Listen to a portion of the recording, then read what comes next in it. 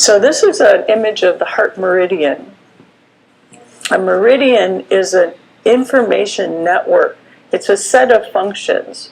So when we say heart meridian, it doesn't just mean the organ of the heart. It has an energy flow. It has connections through the eyes and through the speech, through the intestines, as I mentioned. It's coupled with the small intestine, which is the yang aspect. The heart is considered yin. This actually moves. I wonder if I can get it. So the blue line represents the internal pathways. So you can see this is a kind of a simplistic representation, but there are internal pathways from the heart down into the intestines, into the lungs, into the throat, so it affects the thyroid gland, comes to the root of the tongue, so it's said to affect speech. So in acupuncture, we can use the heart meridian to help people clear things like stuttering, for example.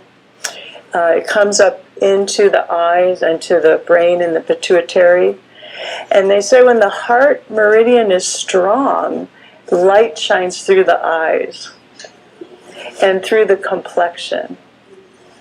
So don't you feel that way? When you're feeling really joyful and you might see your reflection, you have more light, right? So that's the aspect of the heart that relates to the psychology, but also the spirituality.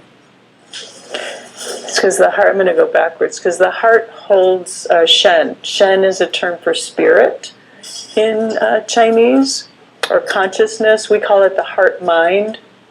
In the heartmath system, when they're studying the wave patterns of the heart and the influence on the brain, they call it the heart-brain, right? And the 4,000 neurons that live in the heart. So the red line is where the meridian, oh well, you see it, where it exits. It exits from the axilla, and then it comes down the inside of the arm into the inside of the little finger. The points along it are places where there's more electrical conductivity. So these are highly charged points. We already know the heart has a huge amount of electricity that it runs. And then the points are places where there's more electrical exchange. So these are called the acupuncture points, or the acupressure points. What's the purpose of the red? What does that do for us? Pardon me? The red pathway, what is that? That's the external pathway. So as a doctor of Chinese medicine, say if you came in, you had insomnia. Insomnia is something that relates to the heart meridian. I would treat points along this channel on the surface of the arm. When I stimulate those points, it triggers a reaction that goes internally through these other systems, maybe to the intestines, maybe to the brain, maybe to the eyes and the optic nerve. So the blue is inside the body. Right.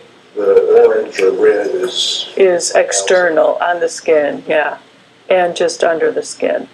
Yeah, the blue line, the dotted line is deeper within the tissues. So you would treat the inside from the outside. So from the points along the wrist here, it triggers responses internally. So it might trigger something going on in the intestines or into the throat, or like thyroid issues relate to the heart sometimes and can be treated through the heart meridian to recorrect the thyroid. Yeah. So that's the intricacy of Chinese medicine. It's a complex science. But after, all these thousands of years, it's pretty well figured out.